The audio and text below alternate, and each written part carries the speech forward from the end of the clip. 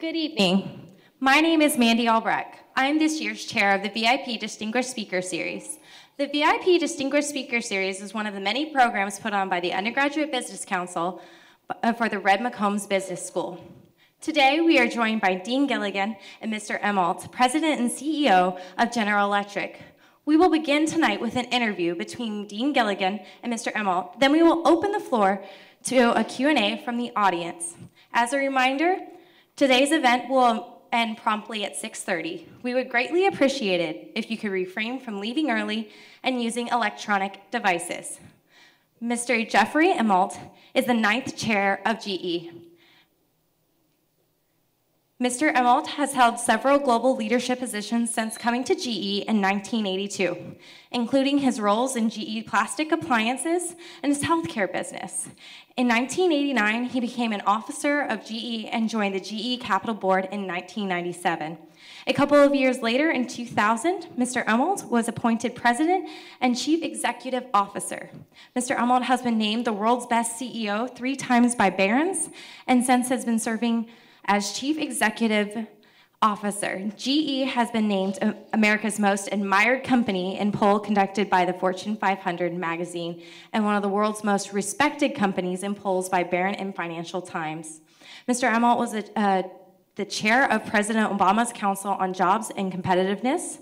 He is a member of the American Academy of Arts and Science. Mr. Immelt has earned his BBA degree in Applied Mathematics from Dartmouth College in 1978 and his MBA from Harvard University in 1982. He and his wife have 1 daughter. Please help me welcome Dean Gilligan and Mr. Immelt.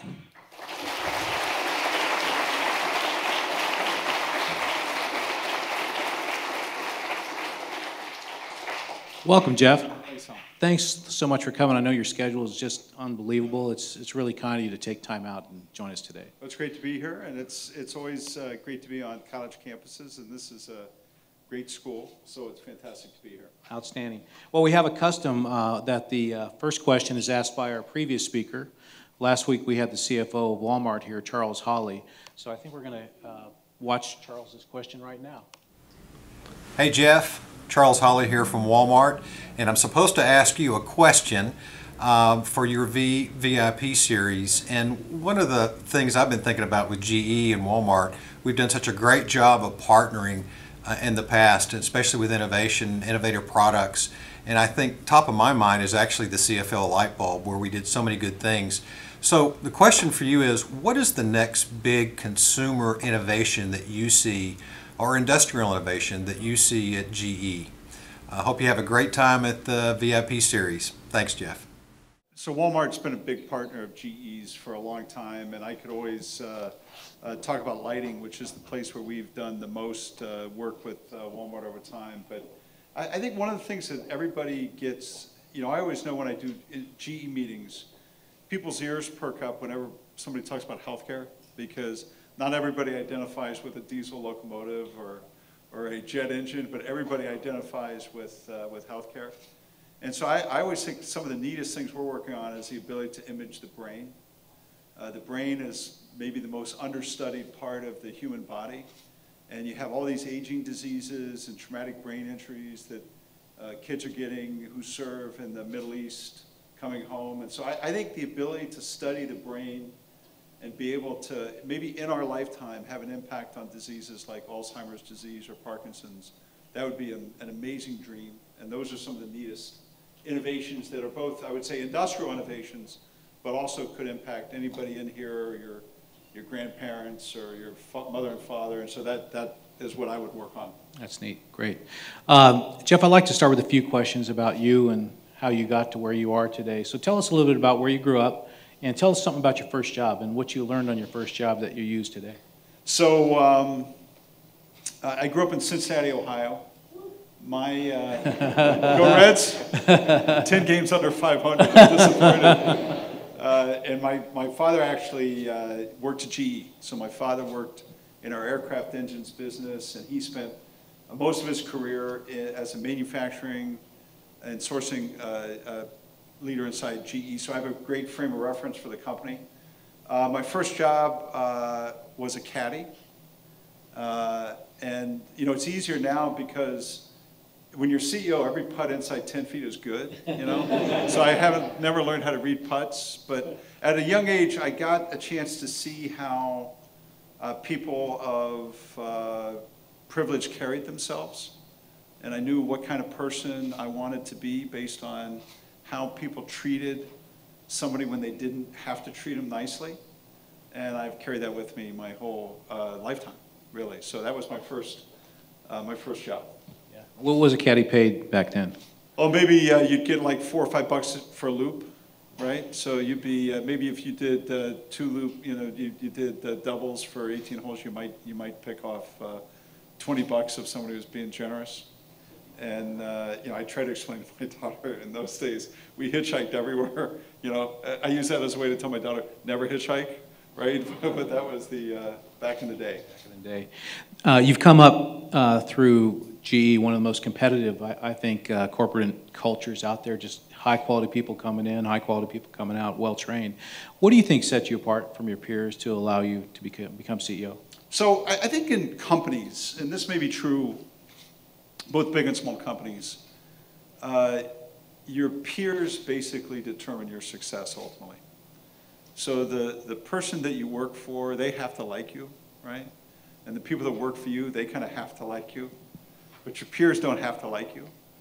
And I was a good peer, you know, and you know, it's not enough just to do your job. I think that's goes without saying. You're never going to get anywhere unless you know how to do your work. But I always valued in people that are givers and not takers, people that know how to reach across lines and you know, build good teams when they don't have to, that go out of their way to teach others or train others or be giving other time.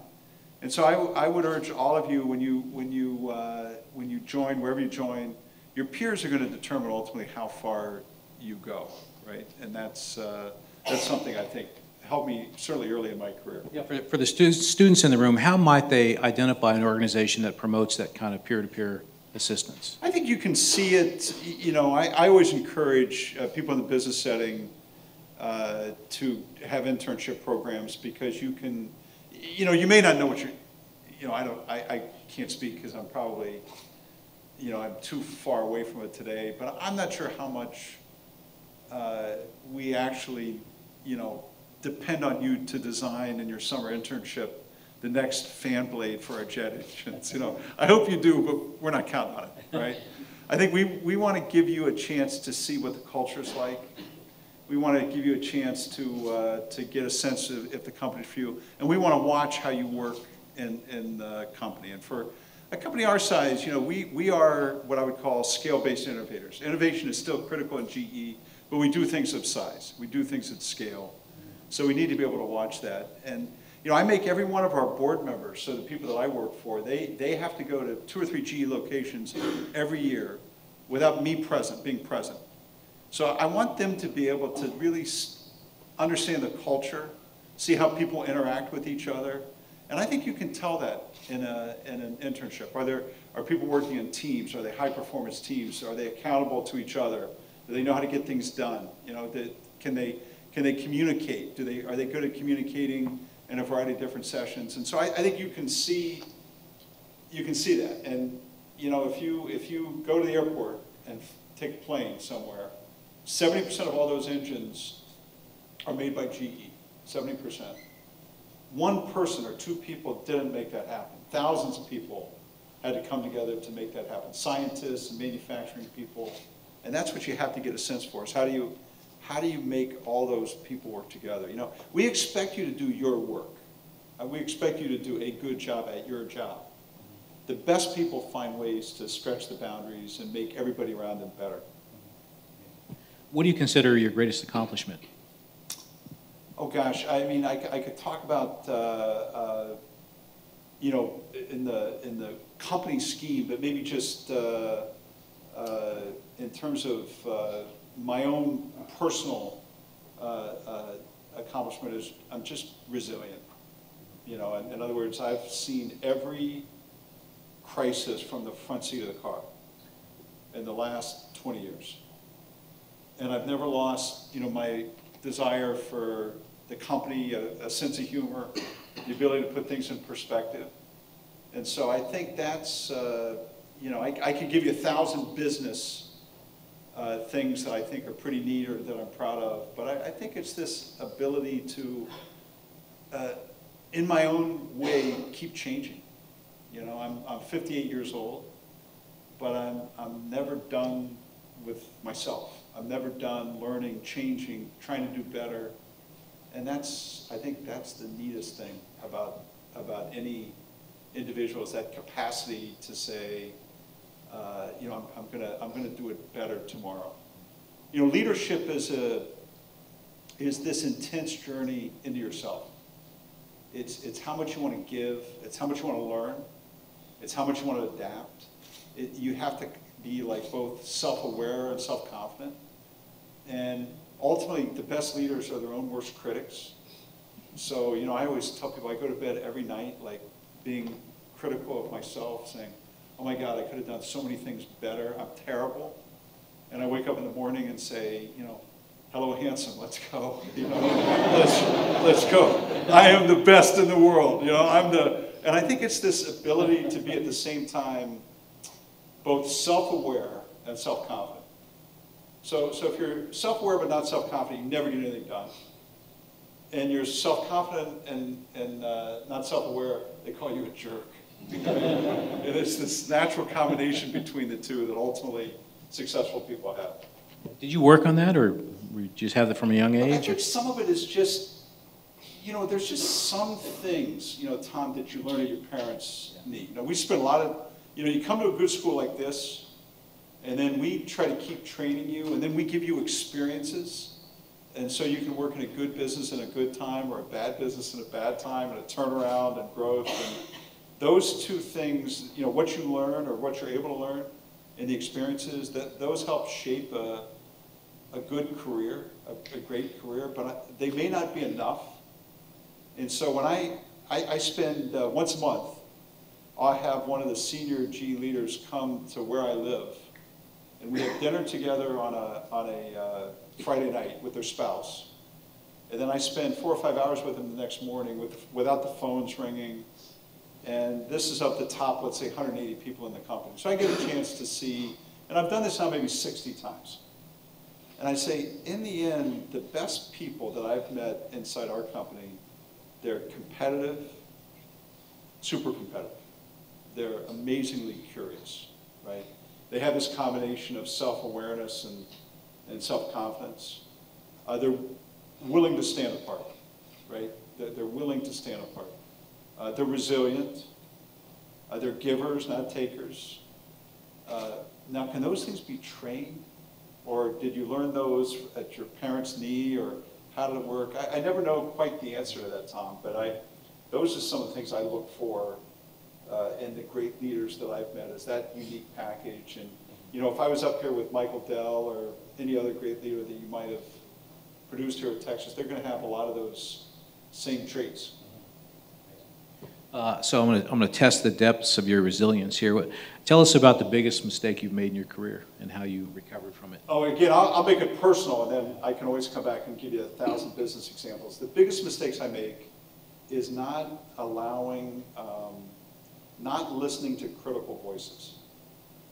I think any time you get arrogant, any time I've not allowed enough questioning or enough critical voices to be heard, I paid the price. And so whether it was the financial crisis or even earlier in my career, I just think that, you know, you have to find this way to allow cynical voices to be heard, but not to captivate you, not to freeze you, but you have to find a way to allow the critics in. And so those are the mistakes, the biggest mistakes I've made, you know, Tom, is where I've failed to allow the critics to have an open voice. Because why, you were in a hurry, or you didn't respect? I was in a hurry. You know, again, there's this ongoing kind of trade-off in business between, you know, there's a time for listening and there's a time for doing, and you have to know when to balance those. And sometimes the critics are unpleasant. You just say, hey, you know, screw you, I don't want to do it that way, you know. you just can't get sloppy about it. And so what I've tried to do over time is just find those kind of questioning people, surround myself with people that don't agree with me on things, and then open up the door to allowing enough criticism to take place. And there's plenty of it out there. Let me tell you, you never have to worry about having enough critics. Yeah. Amazing. Staying with the personal, tell us about someone you admire and why. Oh gosh, I think you've had down here A.G. Lafley from Procter & Gamble. Probably of my CEO friends, and I've got a ton of them. You know, Ken Chenault, who's the CEO of American Express, is somebody that I have incredible respect for in terms of both being a strategist and a human being. I love the tech, really the tech guys. You know, so if you look at Jeff Bezos, you'd be hard pressed to say anybody has done a better job than the Google leaders have done in the first 15 years of the history of Google. I mean, just amazing. So I like the entrepreneur tech people. I think they're pretty awesome. Politically, you know, I've had a chance, you know, one of the best parts about running GE is that everybody will have lunch with you once, you know. You have to earn the second time, but, you know, I basically, you know, I don't say this with any, because it has nothing to do with me, it's more about the company, but I've met almost everybody I wanted to meet, right? And so I would say Angela Merkel in Germany is probably the most gifted political leader that I've met anywhere as I've traveled the world. She's in a complicated world, she's pretty remarkable. And then, so I've had a chance to meet a ton of good people, but the best people are just have this infinite curiosity. You know, if you go have, if any of you, I'm sure some of you will be, are lucky enough to have dinner or lunch with Warren Buffett someday, he'll ask the first 10 questions. So here's the richest guy in the world who's 85 years old, has done more than any human being, and he wants to learn from you. So that, to me, is always a good litmus test of what good people, you know, they're always trying to learn that next idea. I'm going to ask a question now to get you to reflect a little bit on General Electric, and share with us, in your mind, what you think sets that company apart from its peers and what has over the long arc of its history.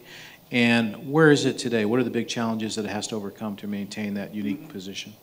So I would say that the company does, you know, complicated technology maybe better than anybody in the world.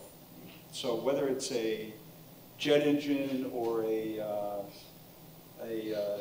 blowout preventer that goes under the Gulf of Mexico or a high efficiency gas turbine, we do big complicated science in an applied way, maybe better than any company in the world, historically. And at the same time, we value people. So if you said, how does a company live to be 140 years old? There's a scientific, there's this respect for science that's always got to be one of the pillars. I don't care what you do. If you're in business and you don't have this incredible commitment to the things you do, you're not going to be successful, you're not going to last long. An incredible belief that good leaders, good people make a difference. So I would say, Tom, historically, that's what has allowed GE to be the only company on the Dow Jones Industrial Average since its opening to still be there after 110 years. So then looking forward, what do you have to do to be successful? Again, I would give you two things. One is we've got to look at every country in the world as a market where we're going to win. Every country. China, India, Korea, Africa, Latin America, Brazil. We won't concede one country to anybody. Unless the U.S. government says we can't sell them. So we won't concede those. But if you're a big U.S. company today, you have to look at every country in the world, not just as a place where you can sell, but you have to look at it as a place where you're going to win. And we look at every country in the world, bar none, as a place where we can win. And you have to significantly digitize your company. So basically all of our products today are surrounded by sensors. So if you fly a jet from Austin to Chicago, each engine is going to produce maybe 1 terabyte of data in 2 or 3 hours.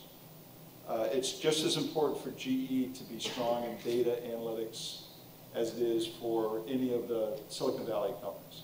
So we're making massive investments, Tom, to what I would say digitize the company for the modern age. So again, when a technology is fresh, you can't stay out of it just because you're old. You can't. So I don't know where you're going to go to work, but if you go to work for an industrial company like GE, we're all going to be software companies. We're all going to be analytics companies. There's not going to be this schism between analytical companies and industrial companies. We have to be good both at the physics of the products, but also the data of the products. So I'd say those are the two things. If you're an American company and you don't have a global plan, you're not going to be successful. The US market's just not big enough. And if you concede the digital realm to somebody other than yourself, you're going to get crushed. So we're super paranoid about both those things. Yeah, how do you conceive of the social responsibility of General Electric, and how do you implement that from the CEO's position? So companies like GE have always had donations, and one of the things that's unique about American companies and the global stage is a strong, what I would say, employee stewardship that takes place. In the generation that you guys are going to join, the workforce that you're going to join, my belief, Tom, is that all corporate social responsibility of this era is about job creation. So, historically, people would come here and talk about the environment, healthcare, secondary education. We've invested in all those. We'll continue to invest in all those things. Those are important, and business has a role to solve that. Today, there's just not enough jobs. There's not enough jobs in the United States. There's not enough jobs in India. There's not enough jobs in China. There's not enough jobs anywhere. I just last week was in Morocco, Algeria, Egypt, Saudi Arabia, and Abu Dhabi. You go to Egypt, you all read it in the newspaper. I'm not qualified to talk about geopolitics or religion. That's not my expertise. But when 50% of the college graduates in Egypt don't have a job, college graduates, you're going to have unrest. So the ability to create jobs, the ability to create entrepreneurship, the ability to fill these jobs, to train people, this to me is the 21st century corporate social responsibility. And if you're creating jobs, you're a good company. And if you're taking jobs away, you're a bad company. It's as simple as that. Doesn't matter what else you do. If you said, I'm going to restructure this plant in Saudi Arabia, but I'm a green company, they say you're a jerk. We don't care. There's no way you can do 1,000 other things and make up for. Now, it doesn't mean that people like me don't still have to make tough decisions and we still don't take tough actions. But you have to do it in this context that says, this is the world we live in. We live in an underemployed world. An underemployed world. Not Austin. Anybody gets a job in Austin. you happen to be in one of the places in the world that's not underemployed. But if you drive 1,000 miles north of here, I guarantee you live in an underemployed world. And if you're a high school grad in this country, your unemployment rate's in the high 20s or something like that. That's the challenge. Yeah. So following up on that, you chaired the President's Competitiveness Council, yep, which works on job creation issues and things like that. Do you think, as a nation or a world, we're at the place where we need to be and even talking about this? No. As a way to think about? And it's true. What I learned was, so I grew up in Cincinnati, Ohio, and my parents watched probably 6 hours of Fox News every day. So they are arch Republicans, incredible Republicans. And I called, and I'm a center right myself. I'm a Republican. And the president asked me to do this, and I said, well, I didn't vote for you, but I'm serve with pride. He said, that's what I want. There were 25 of us. So I called my mother the day before it was announced and said, you're going to see me on TV tomorrow. I'm going to lead President Obama's Jobs and he's asked me to lead his Jobs and Competitiveness Council. She said, well, you said no, of course. My mother was a third grade teacher, and I said, Mom, you taught civics and all this other stuff. And she said, yeah, but I didn't have that in mind. So here's what I learned about training and education. There's 4 things that make any society competitive. Training and education, big deal. Give people skills. We don't have enough welders in this country. We don't have enough high-tech manufacturing people.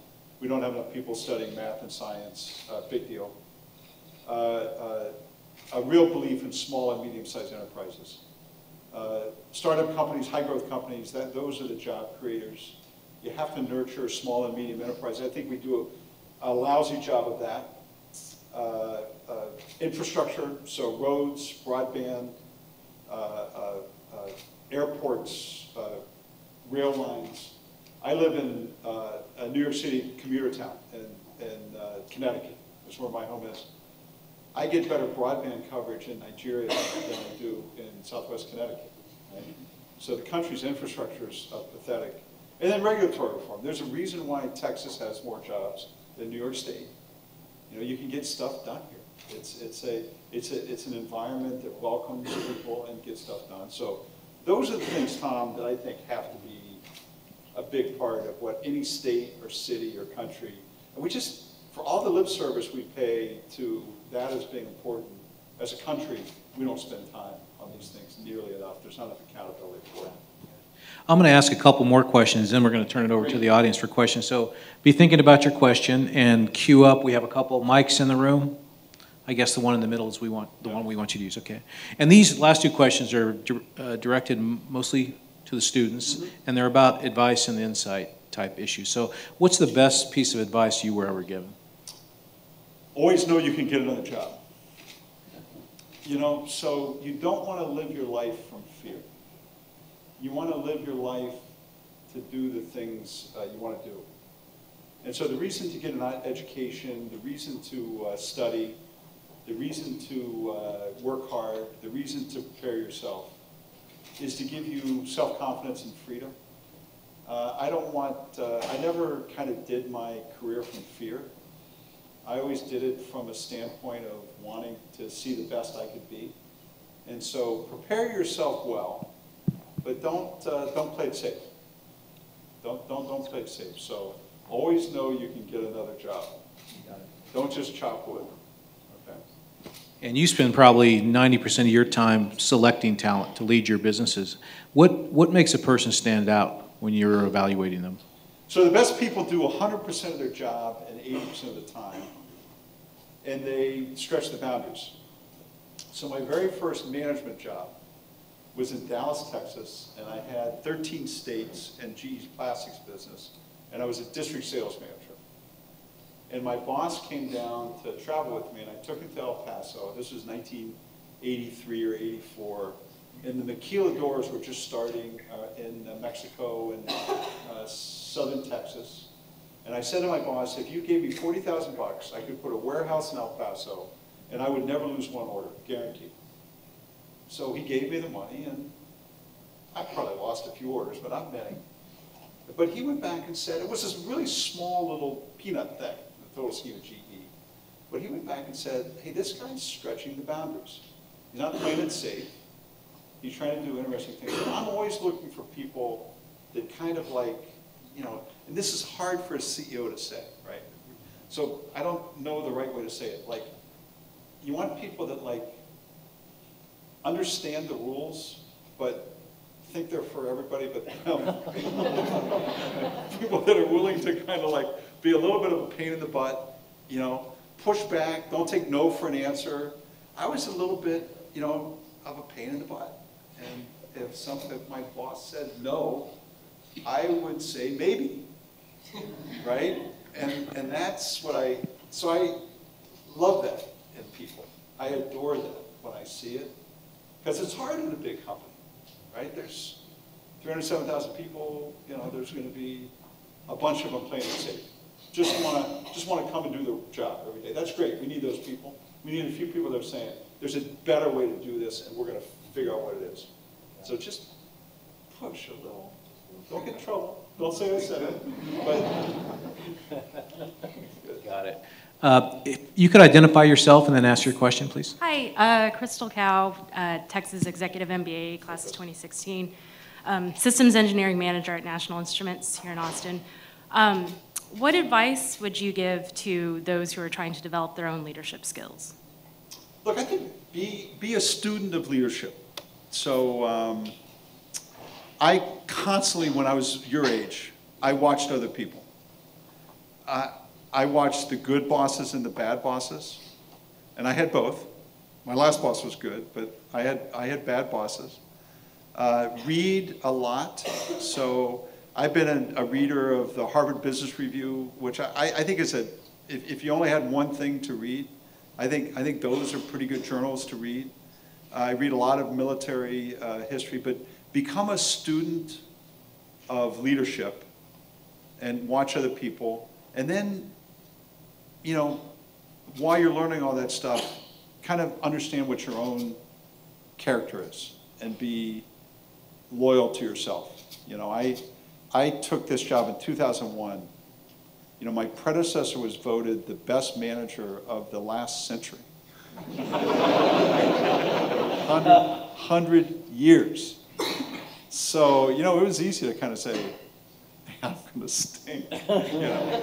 But I did it my own way, you know, so I think be a good student, but at the same time, be kind of true to yourself and find the place where that is a good fit.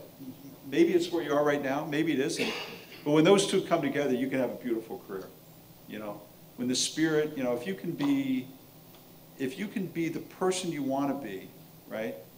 And do it in a way that challenges yourself, that is a happy career. That is what you want. Yeah. Hi, Sean Poole, full-time MBA program, second year. Thank you so much for being here. It's really an honor to have you. Two questions. One is a softball, the other one is a hardball. Yep. Softball first. Regarding the sort of work on the President's Council on Innovation and Competitiveness, I think there is a widely held belief by folks on that council and in general about the power of innovation to drive economic growth, and perhaps one might go so far as to say that it is one of the only long-term drivers of sustainable economic growth in a society. You can only squeeze so much out of your workers or out of your natural resources, and it really comes down to inventing the next thing. That is what drives growth. And as the CEO of one of the world's most innovative companies, I'm just wondering how you see, what opportunities you see out there for GE to really use its leverage, use its resources to solve global problems, to innovate solutions to global problems. I know that's a big theme, but really how you see that, and in particular, how you see the potential conflict between the desire to leverage those resources to solve global problems and the desire to return shareholder value. And do those things come into conflict? Second question, I'll wait. Go ahead. No, go second ahead. question is just credit cards. Why did you guys want to do credit cards? It seems random. So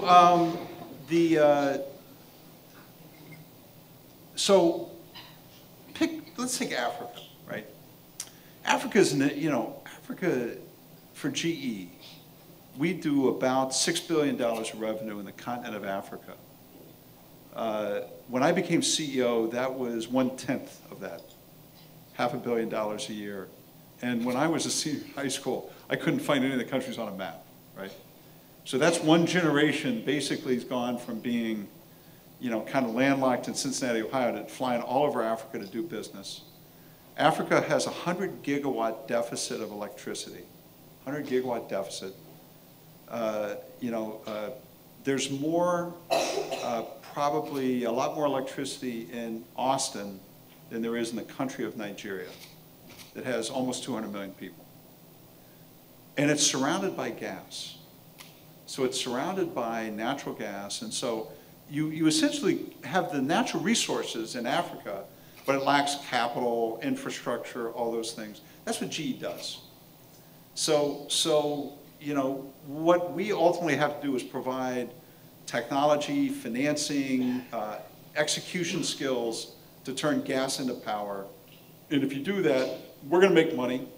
They're going to be successful. They're going to like it. And that's kind of what our company does. We're the world's biggest infrastructure company, and that's how we're focused. It's important that your investors know what business you're in. So, what the dean said,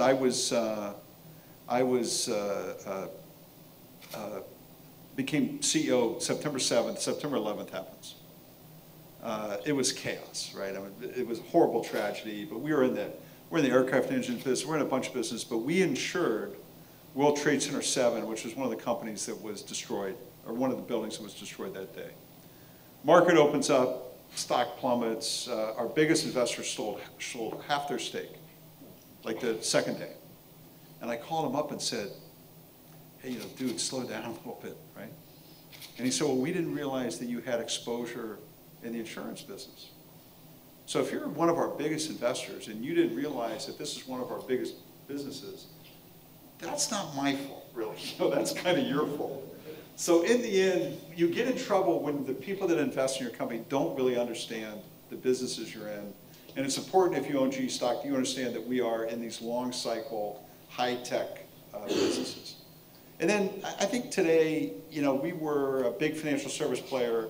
Today we need to be a smaller financial service player. So it just made sense that, our credit card business was a good business, a great business in fact, but it really made sense as a freestanding company in somebody else's hands as we reworked the balance of the company, the mix of the company.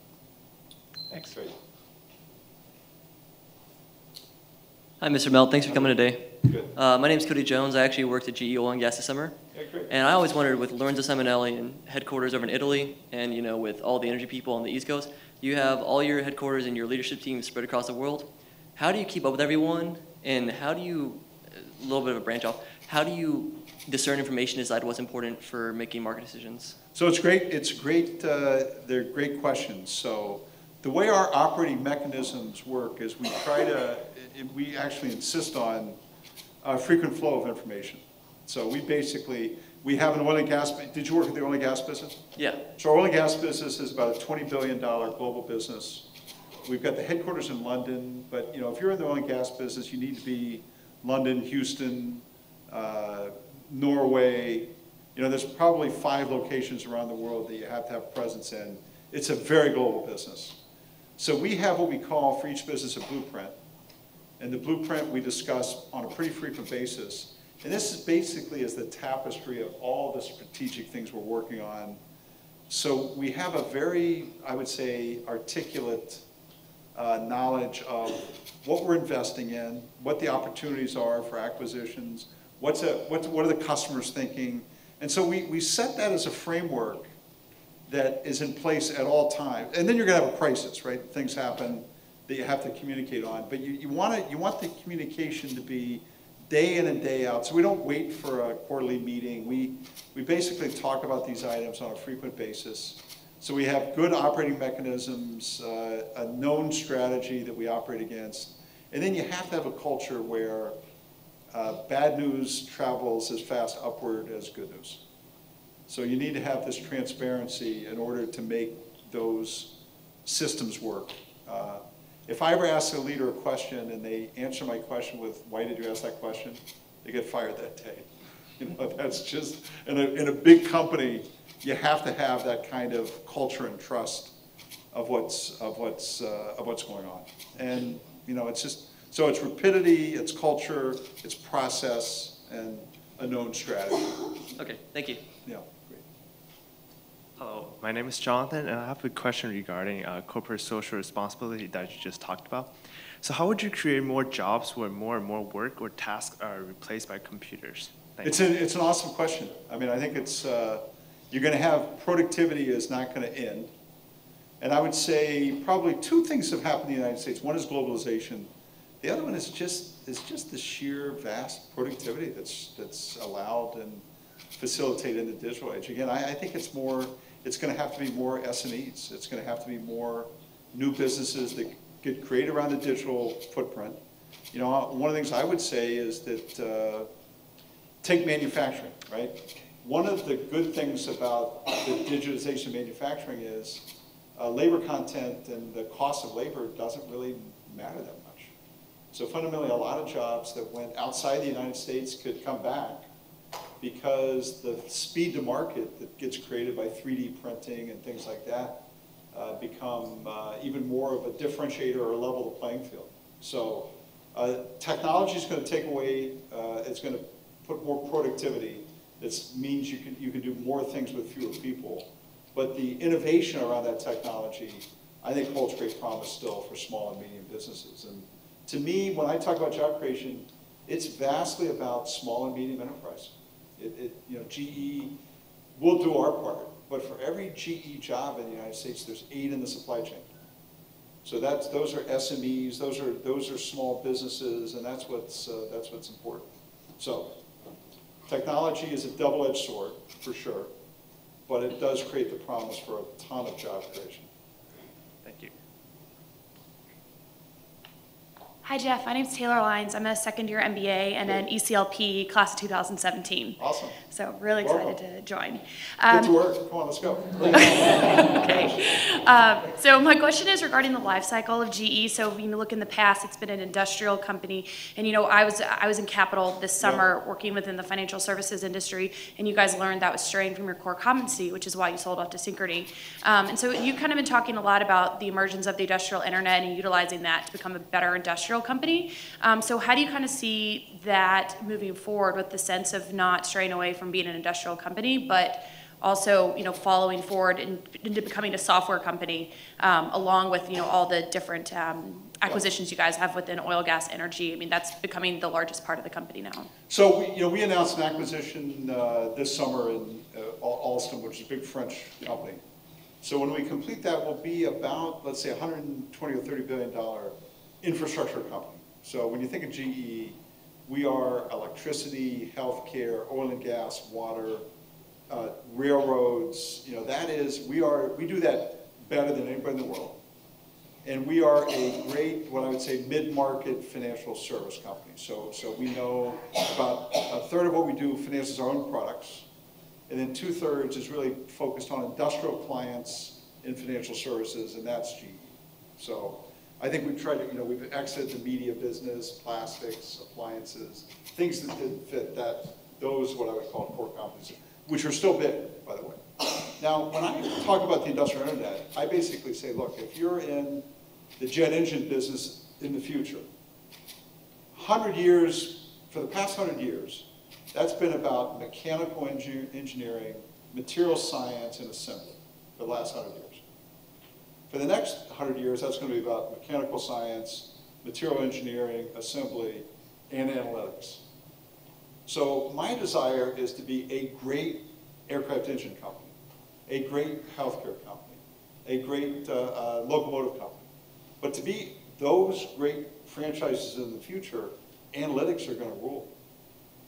So do I sit there and say, well, I don't know how to learn any of that stuff, so I'm just going to let Oracle or IBM or people do that? I think you do that at your own peril. I mean, I'm too paranoid to say that. I'm way too paranoid. So what I said is, look, I go to my board and say, let's go hire 1,500 data scientists, and let's see if we can teach them what it takes to model fuel performance in a jet engine. We did that 5 years ago. Turns out you can't. It turns out if you know the domain is actually more important than software. And that's what we're proving to ourselves. So to me, if you're in a business, you got to be willing to take that wherever it goes. You got to take it through whatever technical change. And I view the industrial internet as really about enhancing our current portfolio, not really becoming a new business in and of itself. Okay, thank you. Great. Hi, my name is Monish Gandhi. I had a question about something that you said earlier. You talked about Jack Welch and how he was considered the greatest manager of the last century. So I was wondering if you could talk about how the company has changed while it's been under you versus how it was under him, and what all you learned from him as a manager. So the second part first. I could give you 1,000 things, but I think the value of informality and access. Turns out in a big company, informality and access are two of the most important things you can have. By informality, I mean, everybody knows each other, everybody has value, first name basis for everyone. There's no job beneath any of us, right? This is not a company where I say, well, I'm not going to go on that sales call because that's beneath me. I'll sell anything to anybody, anytime, anywhere, right? And then access, the fact that leaders are visible, they're not hidden behind a desk, they're not hidden behind an org chart, any of those things, right? So that's one piece. Look, I think the changes in the company are as much a part of the time we're in than it is, you know, I think the portfolio is narrower. We've invested a lot in technology. You know, I'm much more of a, I'd say a technical, I'm a globalist, I'm a technical guy, and I'm a customer person. Probably more than he was, but it doesn't mean he wasn't those things. It's just a different era that we live in. We live in a, you know, basically if we just, when I became CEO, we were 70% inside the United States. By 2015, we'll be 70% outside the United States. I'd rather sell everything we had in Chicago. That's not where my customers are. My customers are every place but Chicago. So I think a lot of the choices that get made, we have very different personalities, but a lot of the choices you make aren't so much to prove you're different. It's really to take advantage of what exists today.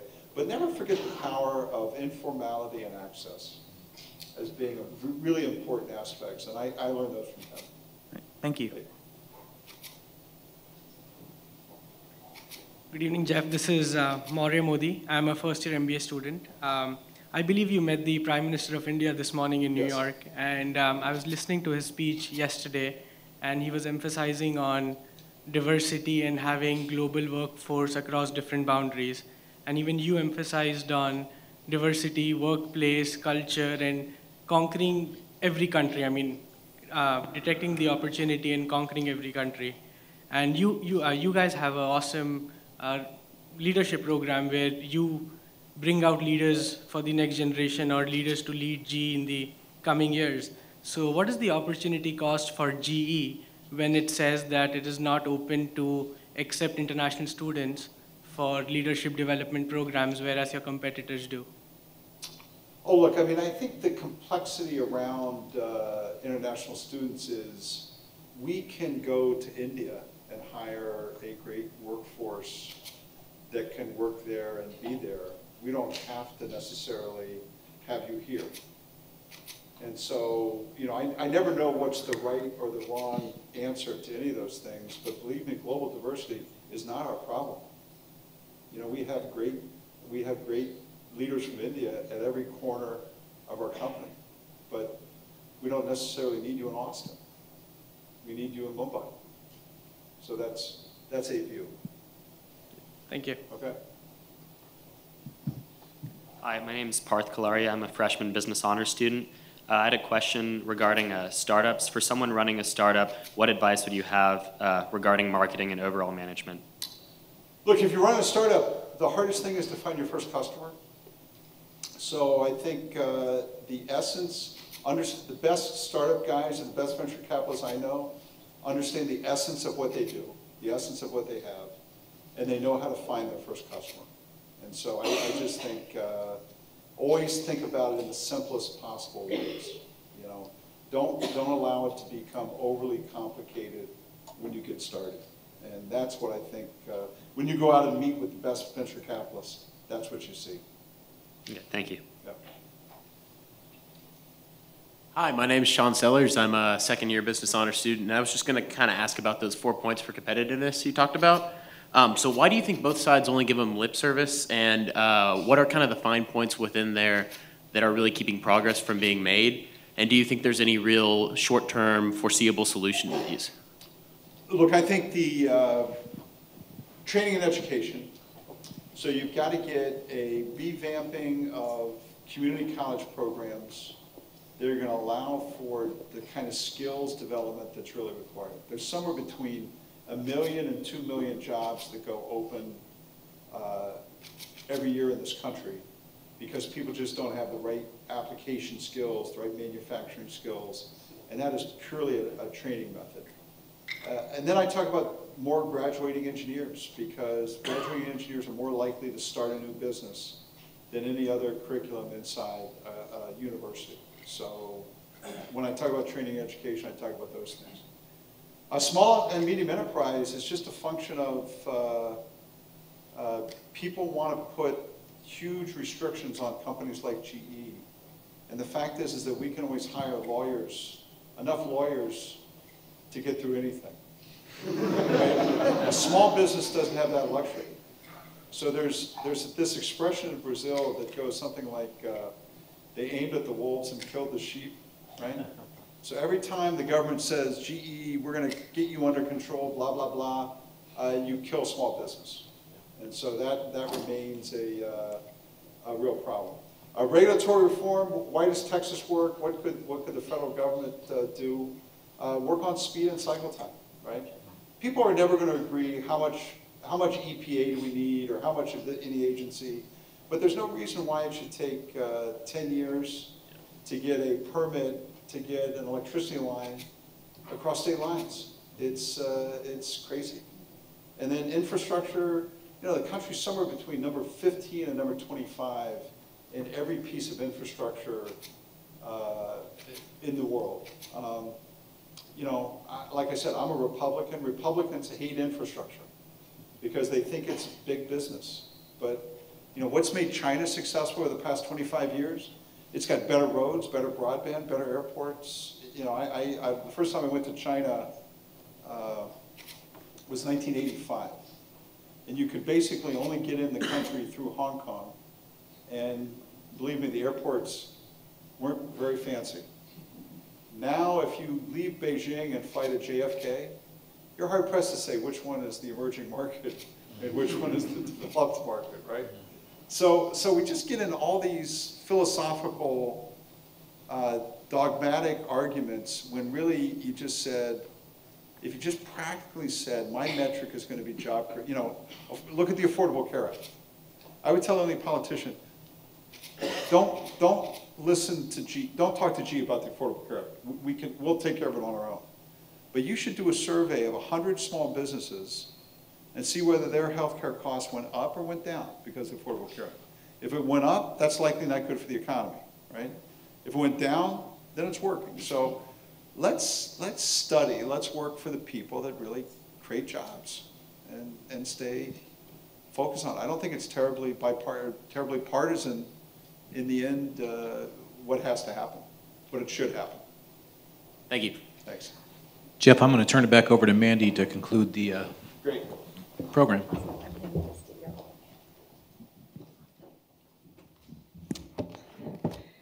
Thank you very much, Dean Gilligan and Mr. Immelt. Thank you for taking your time out of your schedule to speak with our students. I know that we will be able to take your lessons and apply them into our own lives. As a token of our appreciation, the Undergraduate Business Council would like to present Mr. Immelt with this personalized Stetson cowboy hat in recognition of your participation in the VIP Distinguished Speaker Series.